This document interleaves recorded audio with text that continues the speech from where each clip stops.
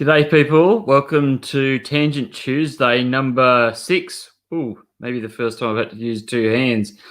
It would have probably helped if I was doing all the shows I'm doing.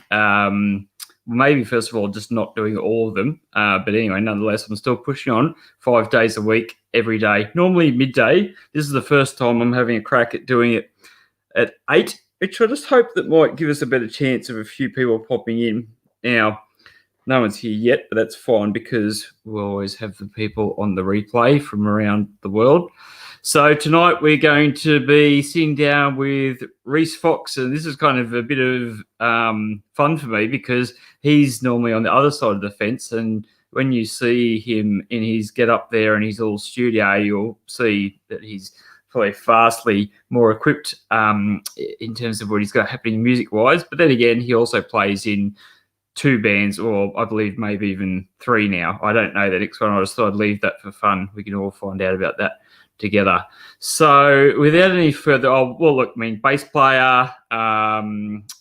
He plays in a reggae band, but he also plays in a grunge alt rock metal band that I love called Muules with 2 U's in the L, which really helps when it comes to searching.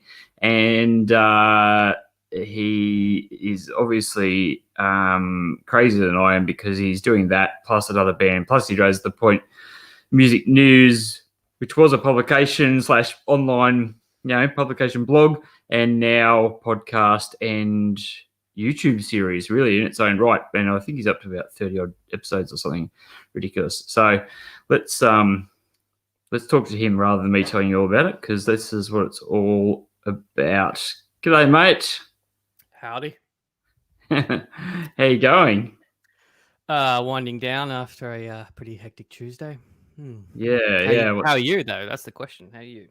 I'm better now. Like this live streaming gag, it's not for the faint-hearted, I don't think. That's why I don't do it. I don't do it, man. I just do my podcast. Like I pre-record it and then I put it up later. I'm not a sucker like that. You're brave, man. I can't do that. No, it was just stupid. I was just naive, really, because maybe like the time that I had spent doing like the video production sort of stuff that I was doing lulled me into some sort of false sense of security with that. I would say to people, look, don't stress out about it. We can edit bits out. It doesn't matter. Whereas now I've just flipped that all on its head and it's just turned into this it's just live, baby. They're happening or not. And as we were just having like some weird like issue just before we came on, some undiagnosed gremlins. I actually changed my mic input over, but I don't know if that had anything to do with it. Who knows? Yeah. I hope not. It seems like I need it. Yeah. Well, you would know way more about this. I was thinking about this today because I've been trying to figure something out and I haven't been able to solve it yet. But music really seems to be a very fiddly beast. Like if some little bits and pieces are out, and I suppose that's even maybe how I don't really know a lot, to be honest. I love music, but I don't know a lot, and that's part of why I'm also keen to chat. But like guitar pedals and things like that ultimately are designed to do weird things and kind of just mash stuff enough that it creates crazy effects, right? So it shows how delicate the signal really is. Mm-hmm. And then if you press the wrong button, then all hell breaks loose. Yeah, indeed. So, mate, I gave people the best rundown that I could, but if you could please, I guess, give everyone, a little bit of a feel for who you are and what you've been doing, what you're up to at the moment. All right. Firstly, this is really, really weird because this is not usually. I'm usually on where you are right now. So me doing this is awkward. All right. So I started The Point, which is a music news website, blog, whatever you want to call it. I started that in 2009. There are reasons behind why I started that. If you want to go into that, we can later. Currently in 3 bands. So in Bearfoot, which is QMA award-winning, we've toured overseas, East Coast, reggae band. Love playing with those dudes. Playing Woodford next week, I think. Nice. Wow. Well, the Bush Time event, which is basically what Woodford's become. Okay. You got some cool people popping up saying hello and that sort of stuff. Yes. Hey, Ashley. Hey, Blake. Yeah, these guys are champions. Ashley is actually from the States or maybe Canada. I keep getting mixed up. So, don't get those two mixed up, man. I Don't do know. that. Yeah, I know. And that's the wrong way to go, too, in my opinion. Just like I don't want to also alienate all the Americans, but if I was a Canadian, I wouldn't want to be called a American. Understood. Yeah. Yes. So Woodford, yes, 3 bands. So that's Bearfoot. Yep. Muules, which is basically my baby. And I've now joined another band because why not? I'm crazy. Called Swimsuit Issue. And we just recorded a whole album. Yeah, it took me a while to realize this. It's actually a Sonic Youth song. Okay. So like I didn't form this one. I actually was asked to join it because they needed a bass player, and I used to get asked a lot to join bands. I just didn't have the time, and I still don't have the time. But I just really dug what they're doing. So yeah, who's involved? Like, how many people in Swimsuit Issue? It's a 3-piece. That's just a 3-piece. Yep. Yeah, 1 piece too many. I'm not an expert in women's clothing, but that sounds like. I don't know. I've seen some pretty wicked 3-piece outfits. Oh yeah, okay. I wouldn't model anything for you, but yeah. Yeah, just a 3-piece, just guitar, vocal, bass player, drums, playing sort of alt indie kind of stuff, kind of like Pixies meets Smashing Pumpkins meets. There's a whole heap of stuff involved in it. I like it. I like playing it, and I get to play my 6-string bass in that one, which I haven't played in a very long time. Nice. And Ashley's in Indiana, so she's American. There you go. There you go. Sorry, Ashley. Thank you. Ashley is a real sweetheart. I've met her through Coach Jay, who I found via Gary V. I've just been on this one thing that's kind of been fun during COVID, and not to take away from any of the bad things that are going on in the world, but I've kind of been on this little weird around the world odyssey where I've kind of met different people in different circumstances from all over the place, and I love that sort of thing. I love kind of random things and just also serendipity, I suppose. So it's kind of interesting. Now, how many episodes are you up to now in your podcast / That's a good question. I'm scheduled to do episode 28 on Thursday. So 28. You weren't far off it. Yeah, you went far off it. Wow. So you did touch on it. Like I do really like to wind the clock back because I'm always interested in, I mean, there's 2 parts. I like to take people on face value as I meet them. That's a philosophy that my wife and I have had for many years, and I think stands well for, if I had any advice to give, is you meet somebody and everybody's got a past, but you meet them as they are and judge them as they are, because people can go through a radical transformation.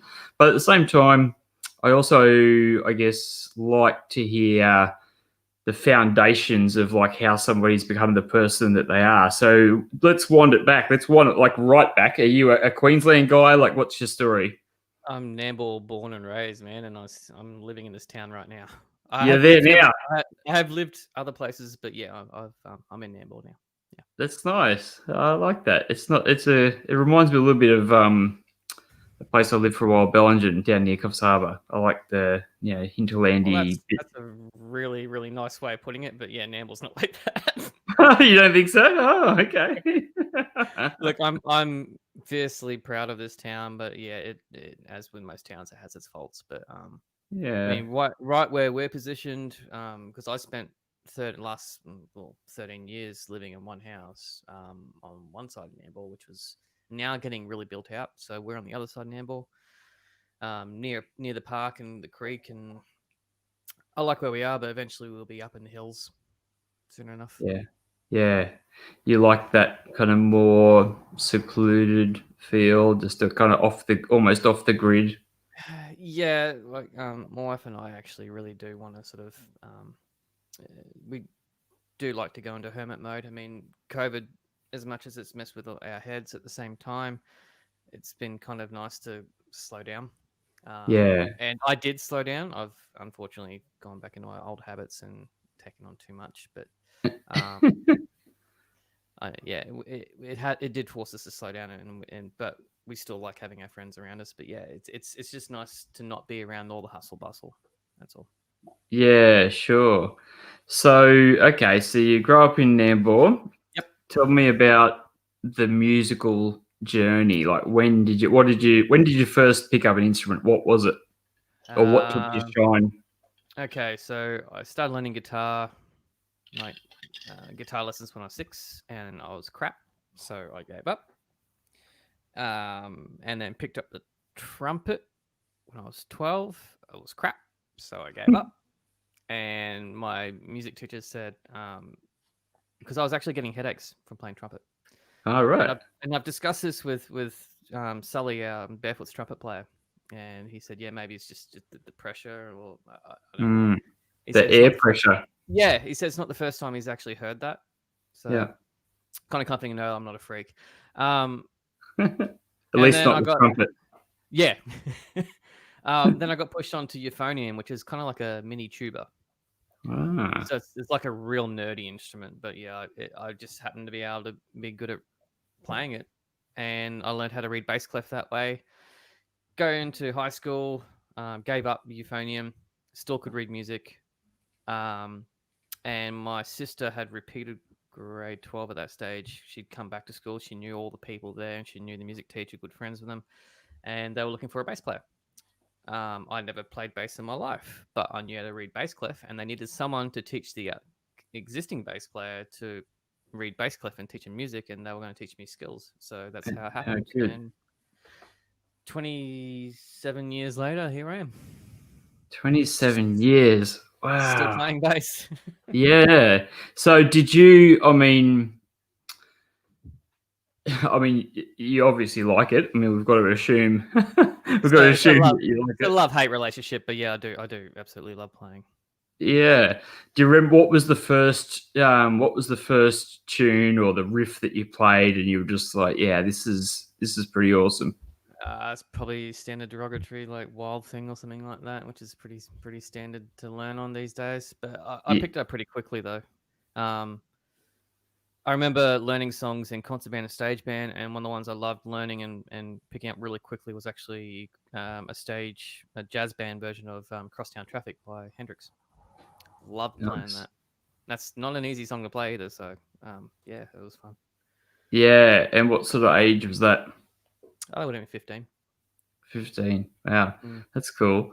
So how have you found, I mean, because I was starting, I think we talked about this at one point. I did start to try and learn to play guitar, and it's kind of, I think this year I was pretty psyched to do it. It's kind of on my hit list if I can fit in just enough time to, I guess, pick it up and play with it.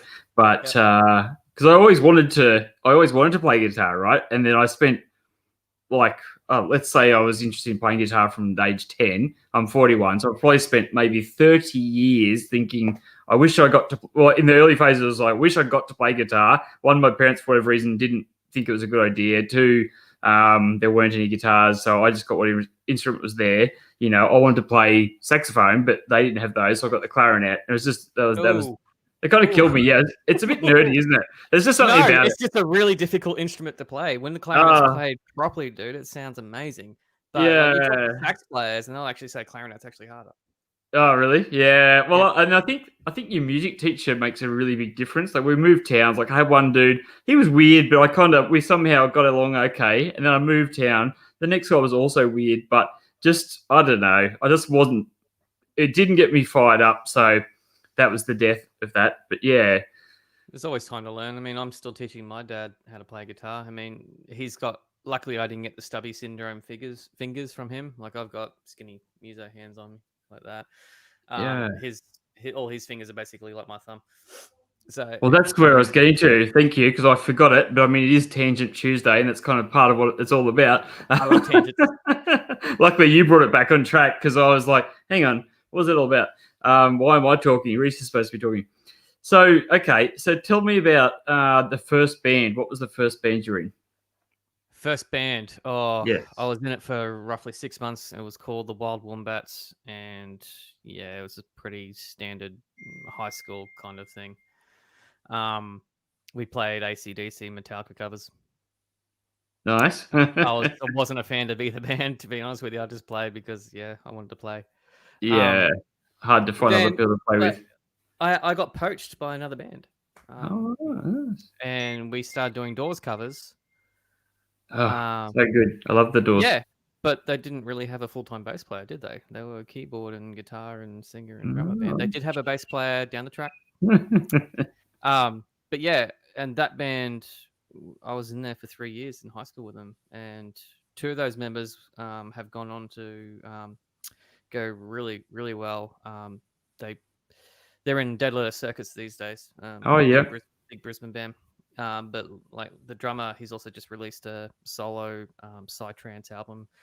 The guitarist, who was the singer in that high school band, he's a producer and has worked with some amazing bands too, and produced, well, mixed one of Muules', one of my band's songs as well. Yeah. I've been in like, I think I'm in band number 16. So we can go all night, but yeah, it doesn't surprise me. Doesn't surprise me. You're telling me you don't want to go through them all one by one, or not like really. just gradually chip away through the list. They've all been different versions, and I always thought, you know what, this band's going to do something really cool. But in the last 10 years or so, I've been in some amazing bands that have gone on to tour, release albums, and yeah, I've been very lucky in that regard. Indeed, and we definitely will. We definitely will rip into that. I'm not going to let you off the hook that easily. We won't go through all the bands, but I still want to stay kind of backwards in time a little bit, because the other thing I'm always interested in is, I guess, some of the foundational bands, records, EPs, things like that you probably heard, influences. And I've only really, still getting to know you. Like, we've had some chats, we've met in person a couple of times, but I feel like I'm scratching the surface, and partially because I feel like there's quite a deep well there, which is what I think is really interesting.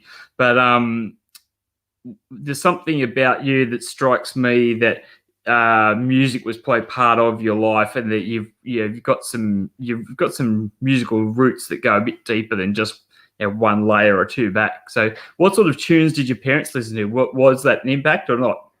Definitely. I mean, my dad was for a very long time involved in musical theatre. And he's British, my dad. He's Australian now, full on nationalised and everything like that. But yeah, he's British background. So a lot of my upbringing was a lot of British rock, Led Zeppelin, Pink Floyd, Beatles, and then really obscure stuff like well, some people might consider this obscure, but Laurie Anderson was obscure for most people, and some people don't even know who the hell Laurie Anderson is, even though she was married to Lou Reed and phenomenal artist in her own right. I remember waking up on Sunday mornings, my dad cooking breakfast, the smell of bacon and eggs and that sort of stuff going on, and just do you know Pink Floyd's Adam Hart Mother? I would probably recognize it. Like, I'm kind of like, unless I really get into something, I'm terrible with names. I love music. That's the album. Yeah. There's a song on there called Welcome to the Machine, and he used to have this really kick-ass stereo, and he'd just put on the CD player, and I'd be waking up. I probably would have been, I don't know, 10 or 11, and just waking up to the throb of this whoa, whoa, whoa, whoa, whoa of this beginning of this Welcome to the Machine song. So any sort of Pink Floyd sort of song in that era just makes me smell bacon and eggs. Yeah, that's awesome. It's weird. I think, yeah. Yes, keep going. Sorry. My sister was my other big influence musically. Okay. Yeah. I mean, my mum listens to music, but she listens to Cat Stevens and Neil Diamond. And to be honest with you, I love my mum, but I'm not a big fan. I love Neil Diamond. I'm going to say it. I do love Neil Diamond. It just makes me all I can hear is vacuuming whenever I hear Neil Diamond. Sorry. Not as good as bacon and eggs. I mean, that's not a very fair competition, is it? Really? No. But like, my sister introduced me to stuff like In Excess, Rat Cat, who I still adore. Oh, Rat Cat, yes. Nirvana, she got me into. She got me heavily into Prince, and all that sort of stuff. Nice. So my sister has a big influence on me as well. So props. Yeah, she's awesome. In the US, by the way. So yes, G'day, Rhys' sister. How many years older is she? 5.5, 6. Yeah. Yeah. Rat Cat. It's funny you mentioned Rat Cat because like they're kind of one of those bands. That was the very first CD I owned. Like so, the first Blind Love or the Tingles EP. Blind Love. Sorry, Blind Love. Yes. Yeah. Good Yes. album. Yeah. Oh, it's great. Like the first cassette I owned I had it. was Roxette. And then Look the Sharp. first Look Sharp, yes, of course. And then the Rat Cat was the CD. But they're one of those bands that I don't know, for whatever reason, maybe if you just didn't grow up in the right area, you didn't get exposed to them. Deb's my wife, she's from New Zealand. She's got no idea about them, so they must have got too much airplay there. Yeah. But I saw a dude, it's just some random thing I was watching online, and I think it was at maybe the Enmore in Sydney, and there was a guy having a chat. It might have been Triple J or something, and he just had like the Rat Cat thing there. I was just like, oh, yes, I can't believe it. Rat Cat. All right, this is the second conversation I've had about Rat Cat in the last 2.5, 3 weeks, because I did a podcast with Jack Bratt, and he was telling me that Simon Day came to one of his gigs and he lost his shit. Oh, wow. Yeah. No, I know. You can, whatever, everything goes here. Tangent Tuesday. This is Tangent Tuesdays up late as well, sort of. Well, you have to put up with a muso, man. This is when I do my business sort of stuff. Plus, I work full time during the day. I don't have time to do stuff. Yeah, no, but I really wanted to experiment with the different time slots as well. Like, I'm still kind of getting a feel for this whole live stream shenanigan. Yeah, dude, we're only 20 minutes into this rabbit hole. We haven't even gotten anywhere. Just so you know. Oh wow. Okay. Well, maybe we should hit the highlights. I thought I feel like some people have a tendency to kind of skim through their own story if you're not too careful, you know. And I really like to hear. You're never gonna know. Yeah, I like to hear as much as I possibly can. Okay, so there's the influence. I love and the music and the sense of smell, I feel like, are two of the strongest keys to like an emotional or sentimental feeling. Like I can have certain things that I might smell and it just takes me right back to like sometimes quite obscure points in my life, and I'll be like, boom, that's that. And like music, I think, does the same thing. I think it's really powerful. If someone can harness those two things together, that'd be a bloody winner. Listening to old Pantera makes me just smell really, really cheap bourbon and Coke and vomit.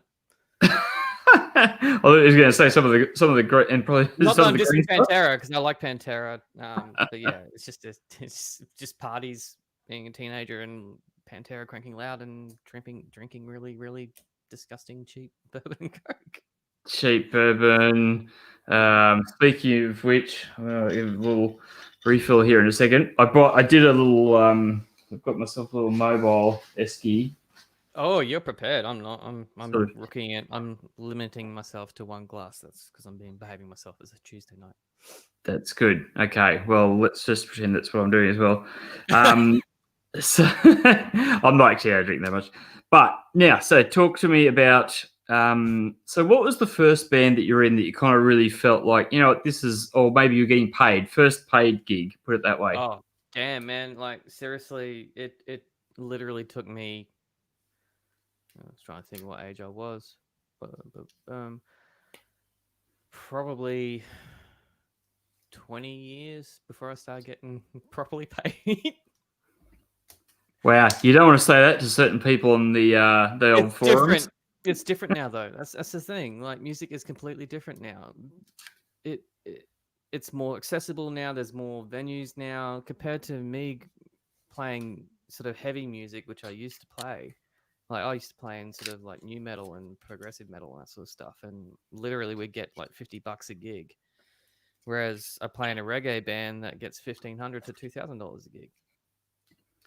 Wow, that's it's interesting, isn't it? I mean, so from that perspective, is that because reggae, I mean, I guess new metal's a lot more niche. Reggae's obviously been around for a long time. So does that transcend more kind of, does it just cover A wider spectrum of people?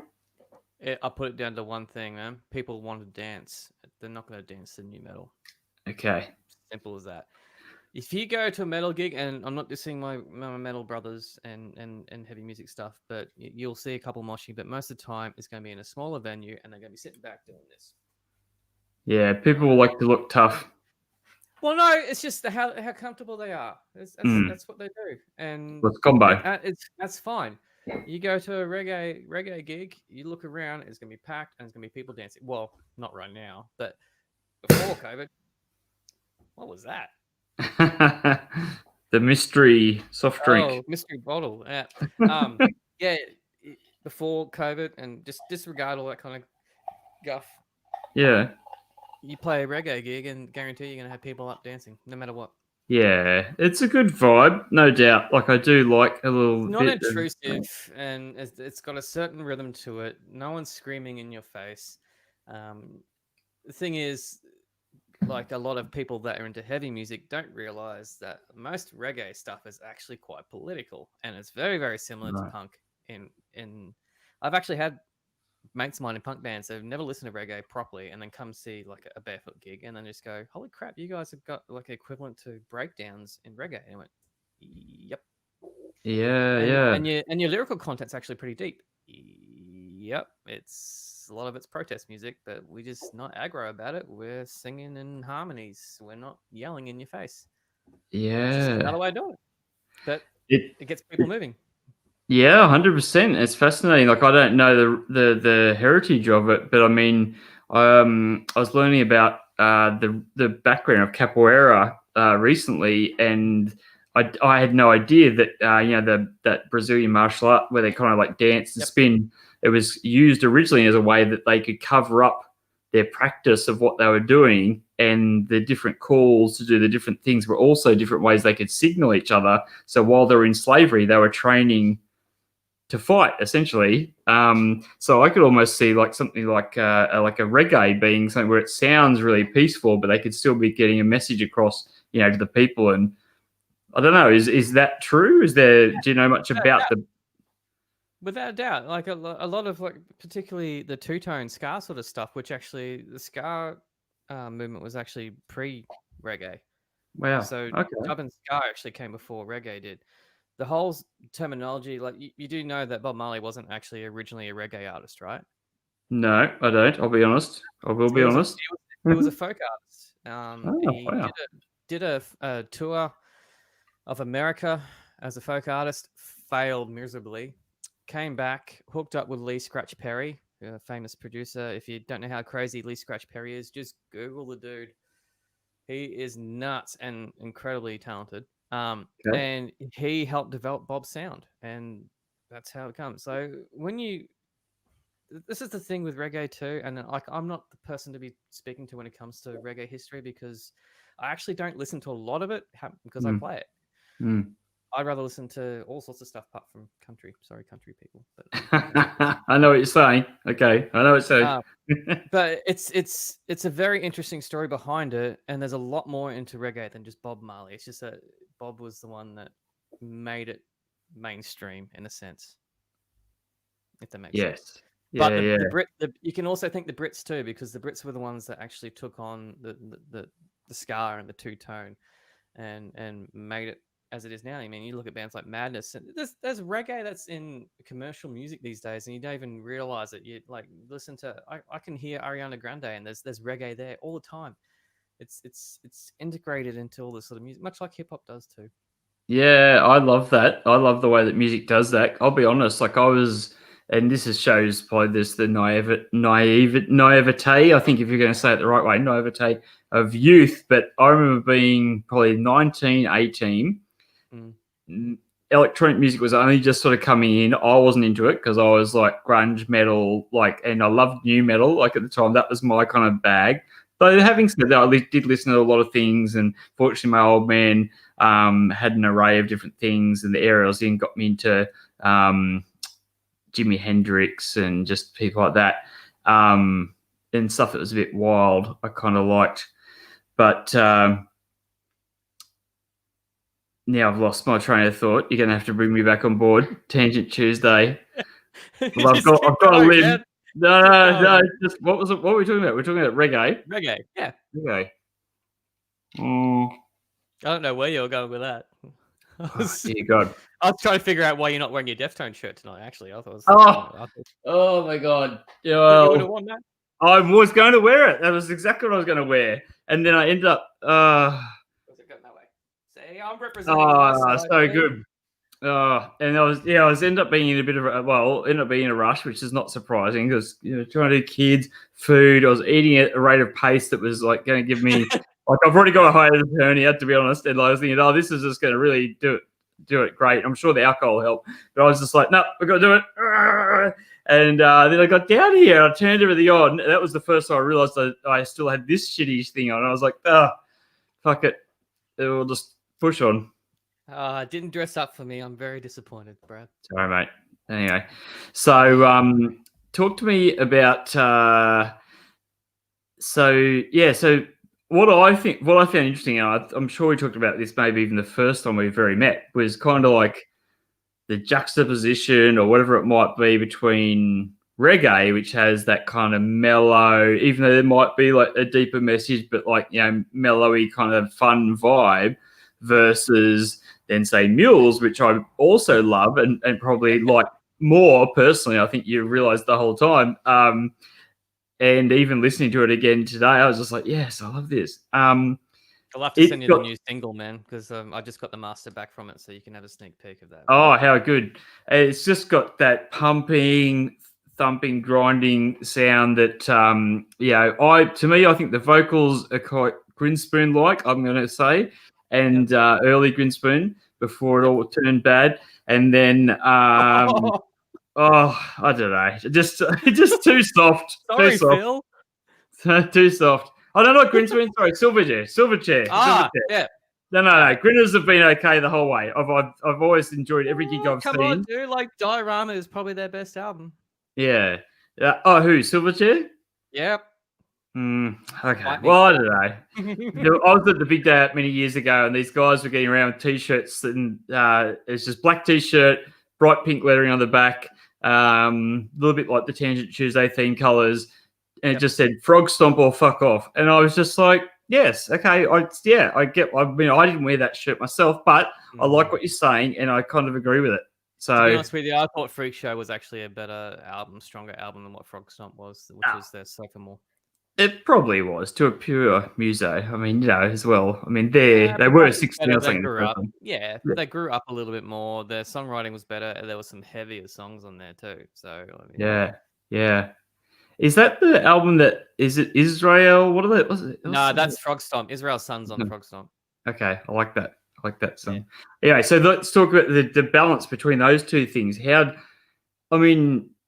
You strike me as someone who's very multifaceted, which is what I kind of put in the thing, and which is I'd like to think, or I feel like I am sometimes, or regularly to my own detriment, because I don't like to just do the one thing. I've got a lot of different interests. So, but how does that play out? You're like 1 second kind of relaxing, next second you're playing essentially lead guitar and bass guitar, like Royal Blood style, just mashing it. Yeah. Okay, to be honest with you, Barefoot is actually a lot more stressful to play than what Muules is. Huh. It's a lot more difficult. It's more precise. I mean, I'm not saying that I don't like playing in Barefoot, because I do absolutely love playing in that band. But it's actually a lot harder, particularly because I don't have a reggae background. So I had to learn how to play on the offbeat and that sort of stuff very quickly when I started playing reggae 10 years ago. Yeah. And I still don't consider myself a reggae bass player at all. But I play in a reggae band and I put my own flavor to it. Muules, on the other hand, yes, it's difficult because I'm controlling two instruments at the same time, though. But if one of those instruments makes a mistake, then the other one does. So it kind of sounds like it's fine. It's meant to be. Yeah. I've not really thought of it that way before, but when hearing you say it makes a lot of sense, because, if you're kind of in that thrashing metal environment, particularly if it's a live gig, you're probably just busy. You're either, like you're saying, step back, or you're jumping around just going crazy. So I'm tap dancing most of the time. I'm usually trying to turn one pedal off and one pedal on, and you haven't seen my pedal board, and I don't usually like sharing it because I don't want people seeing what I actually use. Ah, That's why I have stickers over certain pedals that are the important ones. The secret sauce. So, Well, I mean, if you're clever enough, you can figure it out. It took me probably about 2 or 3 months to actually work out the actual setup for it. yeah, okay. So let's nerd out on this for a second. Not that I only know a rudimentary amount about pedals, but I find the concept fascinating, and I love guitar, particularly when it's cranked out in many strange electronic, distorted versions. So, and I know that pedals are a key part of the mix. So, what have you got? Like, you don't have to say the exact items, but how many pedals have you got on a board? Let me think for a second. So I've got a pad, and pen here. I'll sketch it out in my head and put it onto paper, and that Yeah. way I can put it to the camera, and you can see. Yes. Yeah. So got one mystery box here, which I have a sticker on, which actually has, I call it the fuck button because it actually has a big fuck written on there. Interesting. Because that's all you can really see. And then I've got a wah pedal as well. I've got 2 kill switches, a tremolo, Nice. a fuzz for the bass, and then I've got a distortion pedal overdrive for the guitar bit. Then I've got a fuzz pedal for the guitar bit. Then I've got a delay for the guitar bit, and then I've got a phaser for the guitar bit, and I've got a noise gate for the guitar bit. And the fuzz goes into a Sans amp, and then the noise gate goes into another effects pedal, which has an expression pedal on it, and that's multi effects as well, which gives it another different tone. So let's do some basic sketch. Yes. The thing goes into the thingy, and then the thingy goes into the thingy. That thingy goes into that thingy, that thingy goes into that thingy, that thingy goes into this thingy, that thingy goes into that, that goes into that, that goes into that, that goes into that. This thingy goes into that thingy, which, skipped one. Where does that one go? That one goes into that, and that goes into that.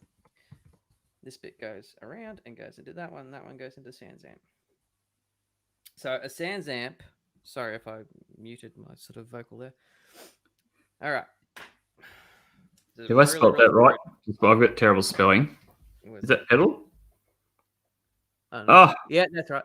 All right, so that one there. That one there. Yes. All right, so the one on the top, that's where my lead from my bass goes into. This is the magic box here, okay? And that splits into 2 signals.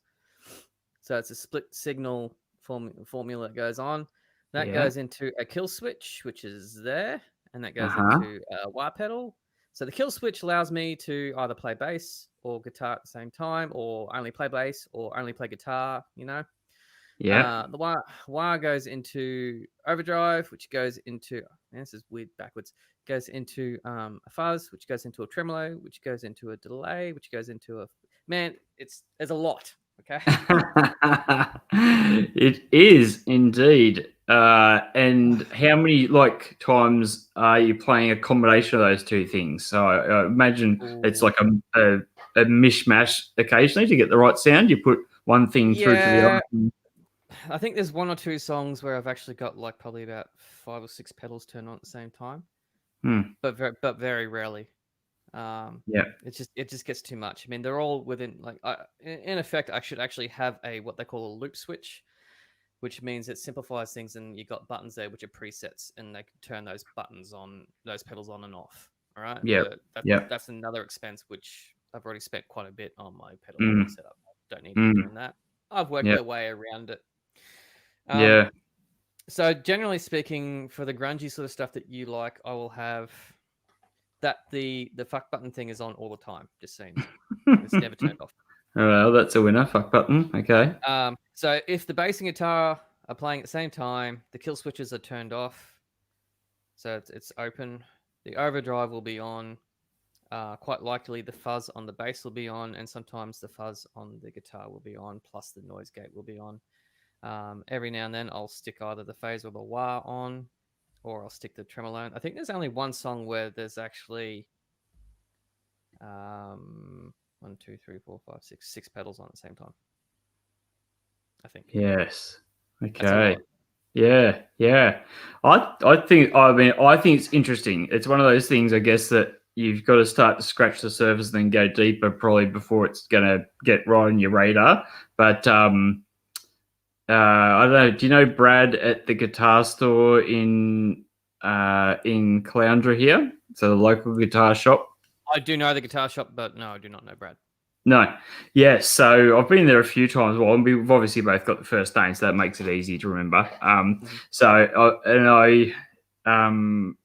know a little bit about putting video together. Now I'm actually gathering more information as I go, and to the point where I'm actually starting to think about offering live streaming, as a service kind of thing. You know what I mean? Just so that I could remote in. Like if somebody had no idea at all, they just had like their webcams or whatever, I could probably just zap in there, kind of control it, add some little extra overlays. Get a little bit fancier, play a couple of animations, whatever. Nothing too crazy. Definitely not want the stress of trying to, put together a live concert or some shit. But anyway, yeah, this is the downside, isn't it? With the whole, it's kind of fun, but then just that pressure element where it's like, well, if you So many screw things it can up, go wrong. Yeah, it's screwed. Yeah, but he's a nice guy, but he's got. And I've almost thought about creating a video series about this sort of thing. Well, it just stores that kind of, it's an experience to go there. Like you can go into a shop and feel the history, you can be like, okay, here's a place that's been here for a long time. And he'll talk about people that used to come in for music lessons when they were kids and they've come back when they're older. And, now they're doing something that's successful. They've been overseas and just that whole rolling door and more organic, just kind of analog factor. So, yeah. Long story short, tangent over. I've thought about doing it. I've thought about doing a thing with him, like going, hey, okay, well, let's just start creating video about pedals, for example. Like, because he's like, well, I don't really know what to put out there. I don't have the personality for it. And I was like, no, I think you're fine, but maybe just needs a little bit of encouragement. I was like, well, let's just do it together. And also because I was like, well, yeah, let's do a deal. Maybe you can cut me a deal on some sort of guitar hire or lend me a guitar or something, and then I'll help you there, and I can start to play guitar. Don't know. That's just a thought. But meanwhile, back to back to the point. So now, one of the things we talked about at one stage, and I do feel it's a thing, and I'd like to know whether you think it's conquerable, whether it's such an obstacle that you just can't be beaten, but is agism. So, like, is agism a death blow? Don't get me started on this, man. Whoa, you just opened a Pandora's box. I did. I will Sorry. get in trouble. I will get in trouble for if I voice my opinion too much in this. Let's just say exists particularly rampant in the Australian music industry because there is one broadcaster that is responsible for that kind of thing. I'll leave it at that. You should know who that broadcaster is. All right. Well, I don't want to put you into too much hot water, so we'll just say ageism is a thing, it's a thing, and then we'll go back to the point music news because earlier in the piece it sounded like there was a bigger story to be told there. So, like, why did you start that? Why did you start that? Oh, there's many times where I just go, "Why the hell did I start this thing?" Look, the Sunshine Coast had a dedicated music news service for some time. Well, I won't name that publication. I don't want to piss people off or anything like that. And they were really good until they decided to go Brisbane based. And literally, Sunshine Coast got changed down to one third of a page and then eventually just a couple of paragraphs. And we had a scene here. There was a scene here. It goes in waves with whatever genres in fad, and there is a certain genre that was responsible for really segregating a lot of the scene here. I'm not going to name that scene either because I don't need any hate. But the aim was it was a sociological experiment, and two was to see if I could try and unite because I'm in the industry, I'm in grassroots, I'm embedded, I know all these people. see if I can unite them and get them to promote themselves in a sense, but also have a dedicated news service, which the Sunshine Coast didn't have. And I might add, there's been so many that have come and tried to do it while the Point's been running for the last, it's 11 years now. They've tried to do what I do, and they just can't because they tried it. You know why? Because they try to monetize the sucker. It doesn't work. I'm sorry, it doesn't work. Do you think I make a living out of the Point, mate? No. All right, this thing costs me money. It seriously does. But and just there are times, not big enough. Like not just. I guess the volume of viewers just doesn't play out that it could in any way become economical. No, I mean, we've got 3,500 followers on Facebook, and it gets decent traffic on the website. I tried doing a donation thing at one stage, and I tried merch. And to the people that did support that, I do thank them. They did buy some cool shirts and stuff, and they still rep them, which is cool. But, for most musicians, we don't like spending money where we don't see a return in investment. All right. A lot of musicians don't understand the power that say PR, because I've got a PR background. So instead of trying to monetize a news service, which so many people have tried to get me to do, they tried to even get me to do a printed publication, and no fucking way will I do that. Right. Sorry. Okay. Yeah. No way. It's too expensive. It's not good for the environment. Sorry. And Sunshine Coast bands change all the goddamn time. I could be doing a write up on a band, and all of a sudden, next thing you know, they got damn broken up. Thanks for wasting my time. Whereas the new band, they've already announced it on Twitter. It's Facebook official, and there's probably about 2 or 3 examples in COVID that I've noticed where the original band broken up and they're going to form another one, and they go, hey, and all of a sudden they got the popularity again. I'm just going, how the hell did you do that? Anyway, the original format of it was a HTML website that I started. Wasn't blog based or anything. I didn't want to do Facebook. I didn't want to do a forum because so much hate. I fucking hate forums, man, when it comes to music, because it's unfortunate. It's just people turn to keyboard warriors. If you had the guts, if these people had the guts to say what they do on keyboards to my face, they wouldn't. Yeah, exactly. And I actually got involved in a fight with one dude a long time ago. I actually blocked him several times. Yeah. He was just an asshole. He really was. And all I was trying to do was trying to help, and you don't need to basically degrade other musicians because they're not good enough in your eyes. Who the fuck are you to say they're not good enough? Yeah. Seriously. Yeah. I mean, who the hell am I to say that they're not good enough? I mean, there's plenty of bands that I know of, not just local, but all around Australia. I think, why are they good? But it's something that appeals, and they have their own demographic, and you know what? Good on them. Yeah. I mean, all I'm trying to do is basically get the word out for other bands, so other people can find out and enjoy them. And one of the best examples of that and unifying this music scene was doing the Point parties. And you haven't been to talk to me about that Point party. This sounds exciting. I'll have a sip of my drink in commemoration or admiration, whatever it is. We had been planning one this year, and we thought about it, and no, can't do one this year. It's just not gonna work, because that was the only way of fundraising that I used to do, which helps to pay for my hosting and all that sort of stuff when it comes to websites. Yep. And hosting other bands, like what? When you say hosting, what are you referring to? No, like web hosting for the website. Yep. So what the Point after the Point in itself. Yep. So what the Point actually is, the Point parties.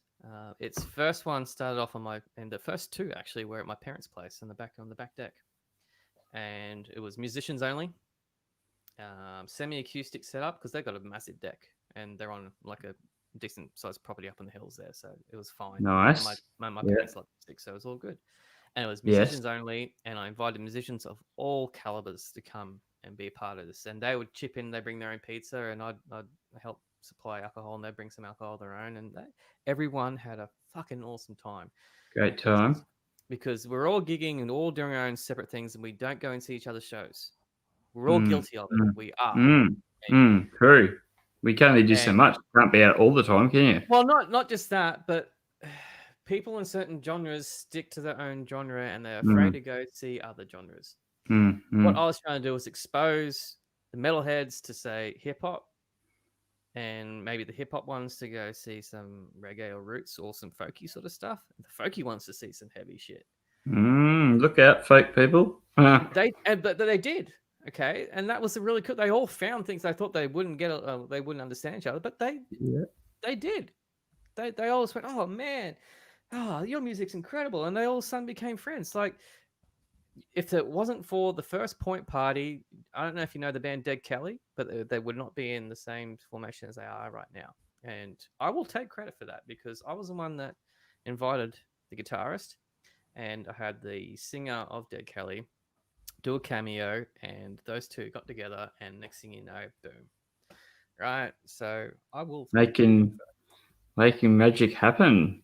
But the ones that they happen now are at Soul Bar.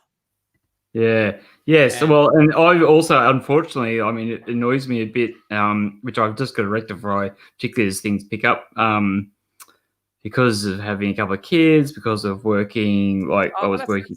That's fine. A couple of jobs. But I want to be there. Like, I want to be there. I love live music. Honestly, I love live music. It's just one of my favorite things. Like, I don't know, ever since, maybe I don't think it was, I was going to say, maybe it's because I grew up in like little places and you can get to see that much exciting shit, and then you'd see something, you'd be like mind blowing. But there's just something I think it's quite universal. You go see somebody live, and particularly if you have that moment where just the hairs stand up on the back of your neck, you know, you watch moment.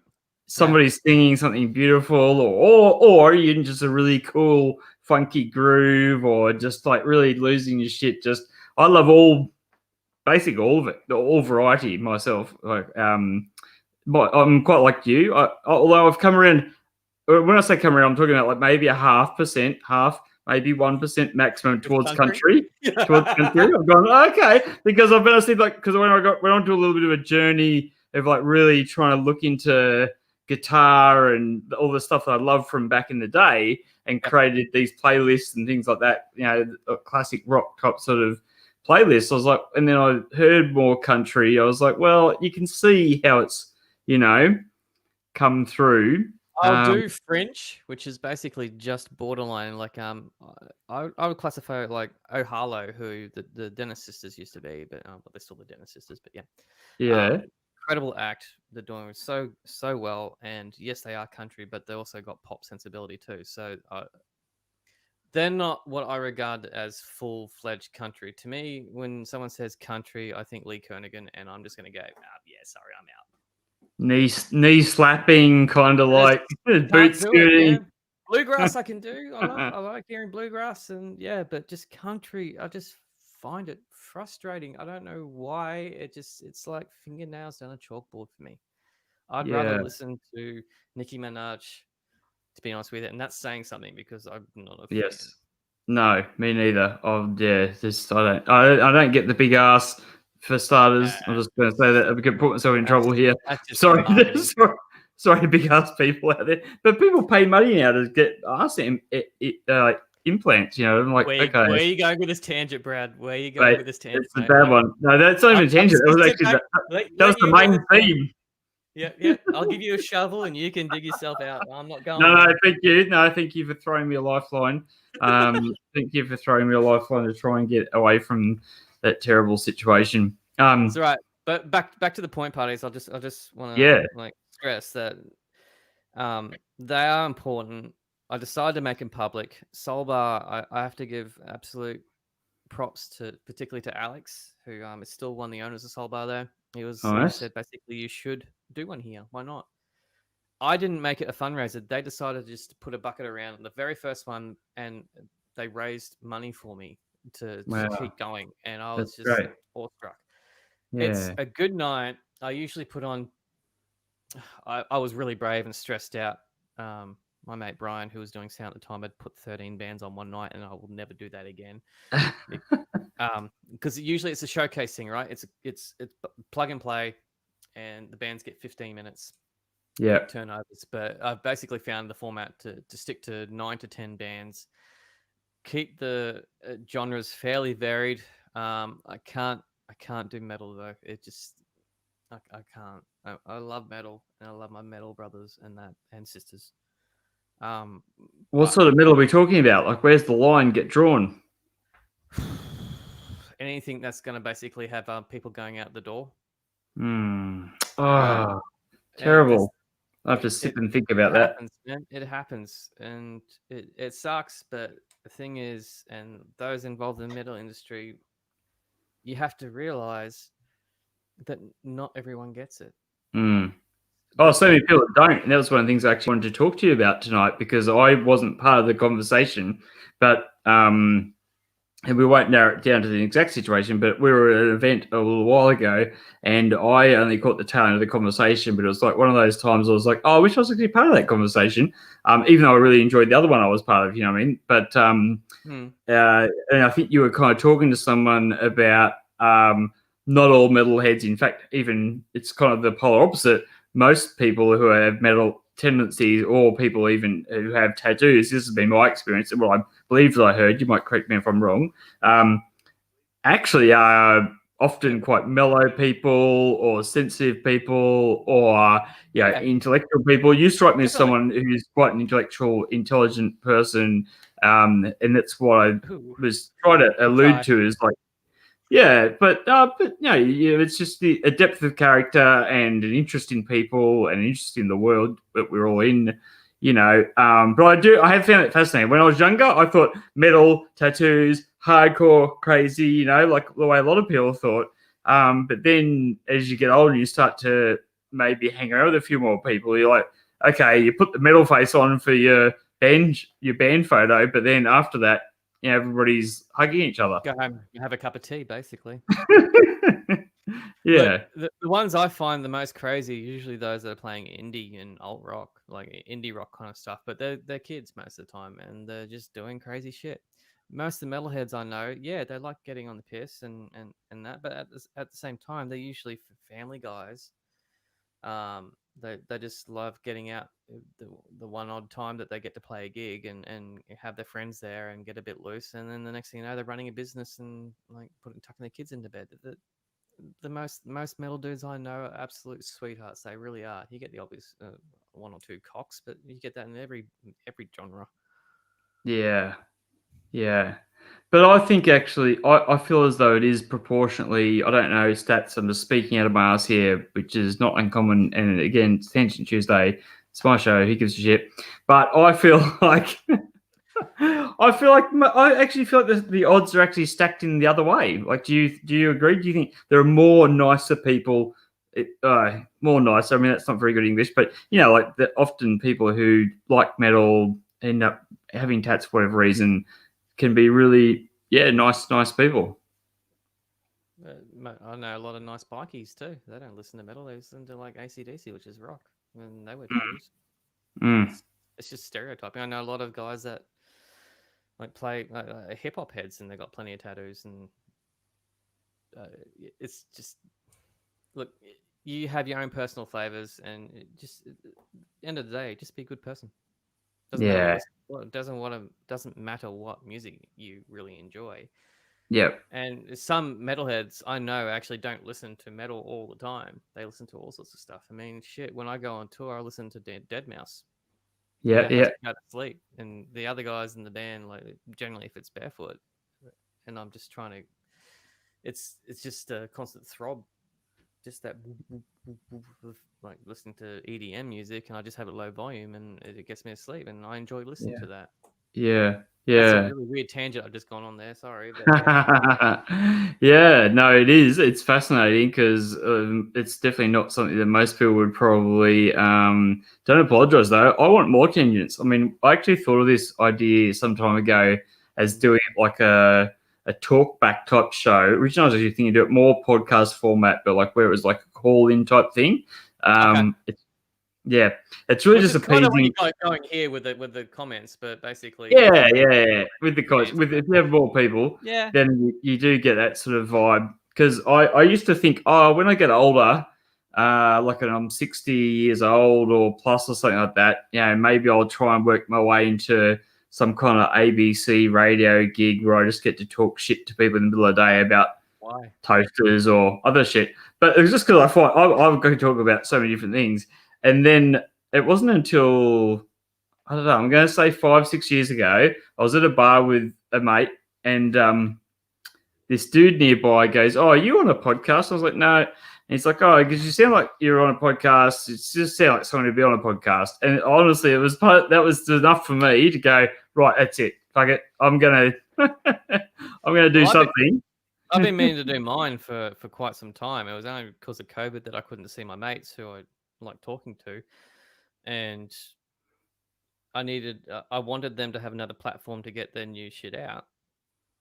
So I went, you know what? Because I love podcasts and I like talking to people, but because when the restrictions were really like basically don't see anyone, don't go anywhere, all that kind of crap. Yeah. That was my only way of, because I wasn't at gigs, that I could see them. So it started out as basically conversations with my mates and talking about what they're working on and going down rabbit holes, and just we'd forget that we're on camera a lot of the time. Yes, which is possibly the best, maybe one of the best ways to go. Well, that was the thing too. My main object for the and they don't approach me. Oh, hang on.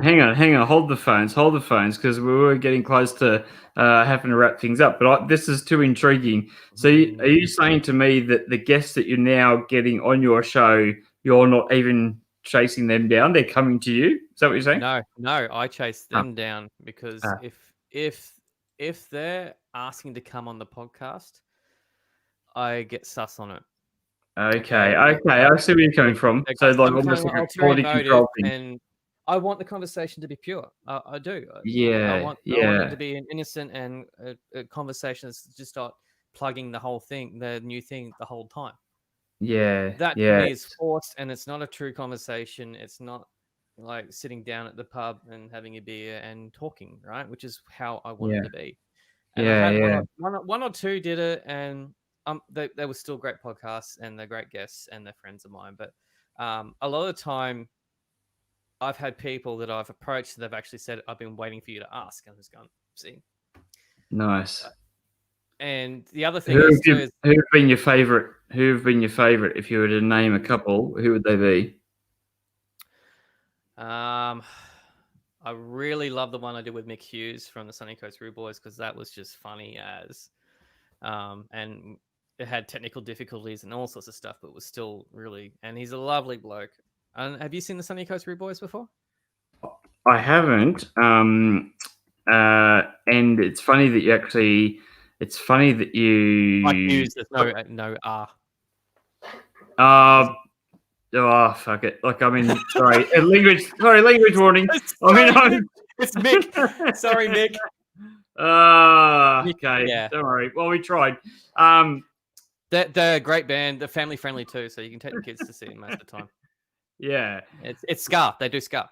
I love ska. Ska. And I'm so surprised that you said that was before reggae, because I definitely thought it was a mutation from reggae. Like, I used to like. I mean, feel free, people, to correct me if I'm wrong, but I'm pretty sure ska actually came before reggae. And yeah.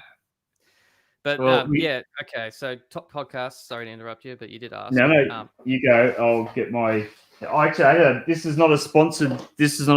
Thing, but I haven't, because it's taken me this long to actually try them. You got a Larry.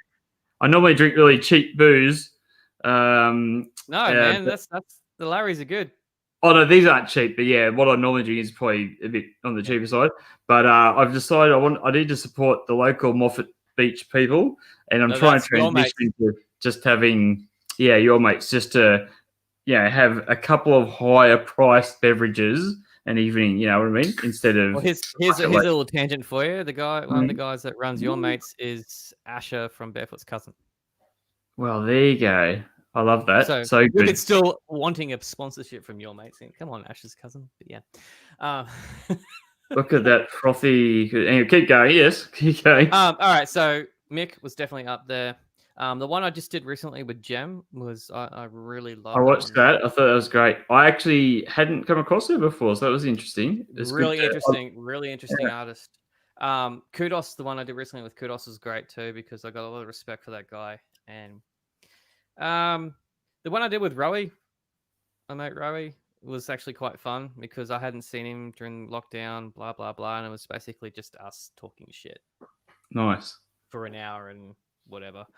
Yeah. I think it's the longest podcast. The one with Jerome Bouchard too has actually got the highest hits, and that was actually a really good one too. Nice. So, and how many of these? So, I mean, the one you said right before, you've known for quite a while, but some of the other people, like so, 28. Out of 28, how many people you've never spoken to before when you spoke to them? Well, you know what? I'll bring out the YouTube thing and I'll have a look right now. I'm going to put it over to my other monitor. So if I'm looking in the opposite direction, it's because I'm looking at my other screen because I'm running on two. So I think it's kind of fun, actually. I do think it's kind of fun. Just winging it, you know what I mean? Like this is different. We've chatted before, but I do quite enjoy finding somebody and just having a preliminary chat through whatever Instagram or LinkedIn or whatever, however we found each other, and basically saying, "Hey, I do this thing. Like, do you want to come on the show?" And then just launch you straight into the conversation off the get go. You know. Well, normally I'm the one that's in charge of the conversation, so it's really weird for me. I'm just going to point it out. So, okay, the people that I know, 1, 2, 3, 4, 5, 6, 7, 8, 9, 10, 11. I'd say half. Yeah. Yeah. I do have to say the one that I did with Jack Pierce from the Pierce Brothers was a pisser as well. That was really funny because his twin brother Pat. I don't know. Do you know the Pierce Brothers at all? No. They're a great band from Melbourne. Two brothers, twins. Started off as busking, and they're good mates with Tash Sultana. Oh yeah, she's awesome. And they've come up here a few times. They were supposed to headline that Airways Festival that was in Nambour, like smack bang in the middle of COVID. The one that the Chats headlined and the Dregs headlined and all that sort of stuff. Okay. Yep. They were supposed to do it, but because they're in Melbourne, can't do it. No. But his twin brother Pat rang up mid podcast, so he was just having a chat with him, and then basically said, "Yeah, you're live. Well, on the podcast right now." And he's like, "Oh crap!" And basically, yeah, it was just funny. It's just it's recorded. So I think it's episode 14. Episode 14. 14. Nice. I won't put it on the screen because it's takes too much effort. The other one that I really enjoyed was talking to Grace Farris. Okay, mainly because I'm an NXS fan, and her dad is Andrew Farris. Farris. Oh yeah, wow, of course. Okay. Keyboard player, yeah, and songwriter, main songwriter, yeah. And That's she's an cool, awesome songwriter and a poet and author, and oh man, just everything. She's incredible. Yeah. So like, I guess while we're at it in these last phases, because it was something I was interested in, and I just assumed actually that it would be the case. What are the other things that you, I guess, go a little bit deeper into as an interest outside of music?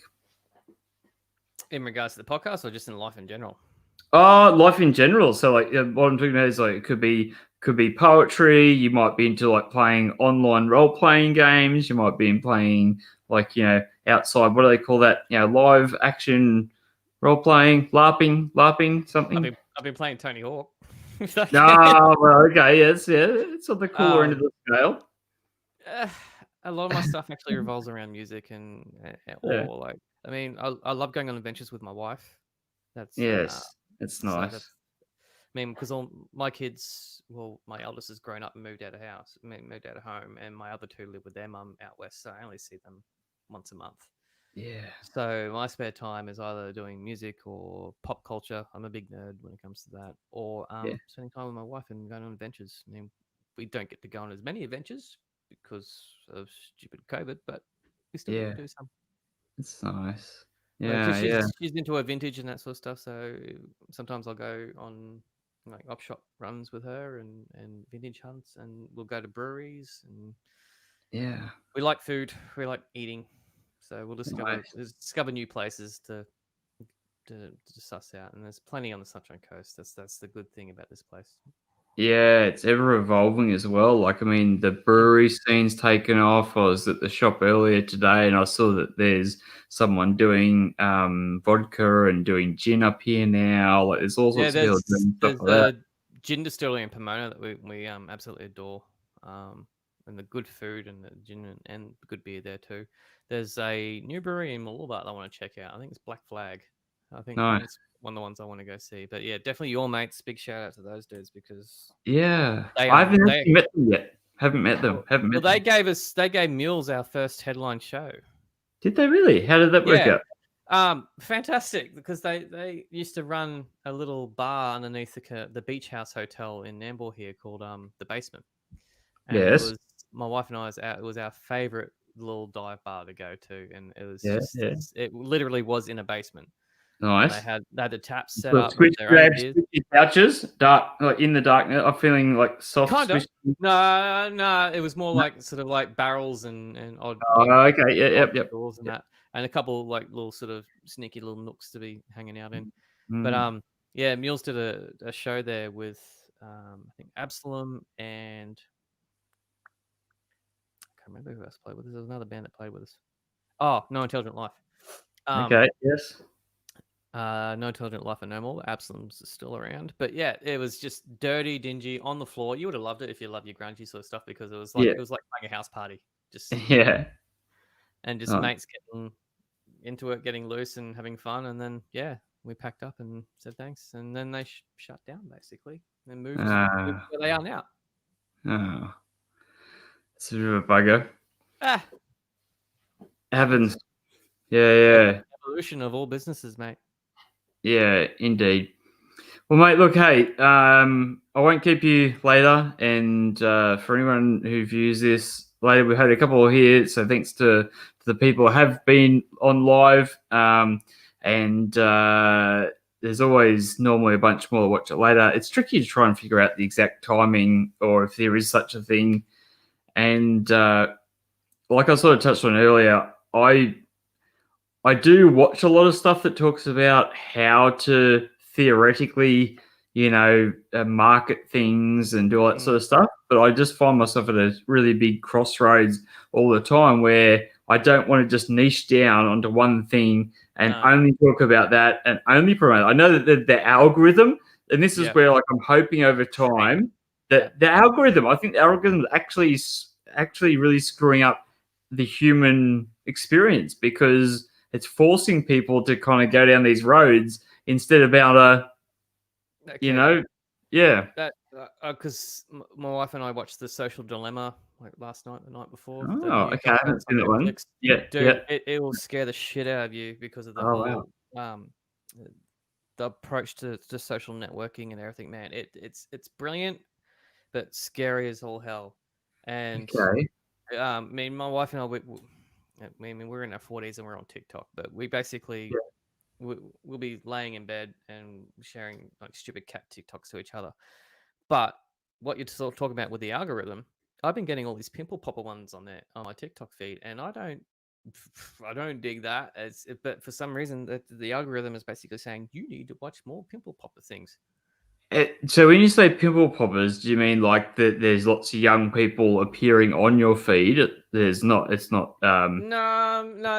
particular popular videos that got a high rate of likes or views on them that are like, have you ever seen those Dr. Pimple Popper videos that are usually on YouTube? Oh, I don't think so. Gross as shit. It sounds disgusting. It's like those really big, like ingrowns or blackheads, and they just oh my god, actually professional doctors, and they're actually like bursting these things. They just look like an alien life form coming out. It's gross, right? wow. Don't go on YouTube and look up that sort of stuff because it's gonna fuck with your YouTube feed, and you'll just get all these gross videos, man. And okay, I see what's happened here. For some reason, TikTok has been doing that for me, and I'm just going, man, I don't want to see this shit. Yeah. I just want to see some like funny stuff. Give me the funny stuff. Yep. Algorithms, weird. I don't dig it. I get it, but I don't. Yeah, I don't dig it. I don't like, and I've had really sensible people say things to me about, hey, you should do it this way, and I understand the theory and the logic, but it just really fights against. This is the thing. I'm like, well, that's one of the things I've really learned over the years is, you can actually have advice that's really great advice, like really great, like really pearls of wisdom, whatever, if it's for the right person. But we're all different people, quite different people. And so, like, unless like that person you're applying that wisdom to is pretty much the same as you are, it's often really just not helpful at all and kind of insulting. That's the way I've found it. Like sometimes I've had stuff come to me, I'm like, okay, well, that would be great, but I'm not that person. Like I've tried to be that person, you know, I've tried to do square peg in round hole, square peg in round hole. Now I'm just trying to do me. Like, you know, I don't want to do that whole American, like you be you and I'll be me, boo, whatever they say. But, you know, I don't know. I find it a bit irritating. Cherie, my wife's got the saying that she's got from one of her close friends, and it's basically stay in your own lane, bitch. And it's a fucking great saying. Just do what you feel you should be doing, right? I've had many people trying to tell me what I should do with the point, what I should be doing this way, I should be doing that way, I should be doing it. And I look at it and I think about it, and 9 times out of 10, I just go, you know, what are you fucking talking about? This is my thing. This is something that I built up. I've had plenty of support from people that really like it and use it. It's not a case that I don't fix things because I do amend things and I add things like the podcast and whatever, but it's my decision to do that. And the reason why I chose to do the podcast is basically more of a free form kind of information session. I love to be able to chat to people and it's not forced. Algorithms, it feels like they're trying to direct you into a certain flow and for you to fit into that flow. Fuck that. I don't like being forced to do shit I don't want to do. Yeah, completely. I agree. Yeah, I agree. I mean, I hope and I think that maybe things will come around. I've been saying this for a while because I worked in HR for a bit. I really got kind of interested in the future of work, how it's all going to unfold. I've got this dual personality. For people who know me, where part of me is like almost like a tech junkie, and then part of me is like a hippie, you know, like and where part of me wants to always figure out what the latest technical thing is happening. The other part of me just wants to run off naked into the woods and just leave the whole shit behind, not smash my roller coaster. But everyone's always like, what is that thing? I was like, oh, you know, it's a marble roller coaster. I've been trying to figure out. I thought it was some meth lab you had growing in the background, but it's all right. You got it. No, it's not meth. It's a marble roller coaster. I mean, which is, I don't know what it is, but I love roller coasters, and I thought, wouldn't it be cool if I could have a miniature one? And it wasn't something I was ever really hunting for. And then I went to the game shop at Caloundra, Amazing, which is just a great game shop. And they like open up games, let you play games with them and stuff. It's a really good shop.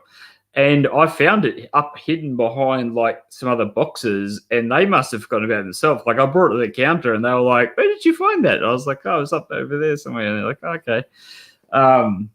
Crazy like Asian instructions, which wasn't helpful. Like you really need good instructions for that because it's very complicated. But I figured it out. It doesn't work most of the time, but you know, every so often, like the kids come down, they roll the balls out, confuses everybody else in the podcast. So. Whatever. Mate, so good. Well, we'll have to catch up in the real world sometime. And thanks for everybody. There will be more people watching, I'm sure, over time. Well, that's now 10, now 20. Wow, that's the longest podcast I've done. I don't know, I kind of got fired up there. Like, feel things at the end. I just particularly... That's all right. Yeah, I think just to tie off, that's one of the things I always said about tangents. I'll go on a tangent, but I always tie it off. So, like, a lot of people don't have the patience to make it to that point where you come back. But I won't leave you hanging. It won't just be like, what is the point? There's no point to this, all this madness.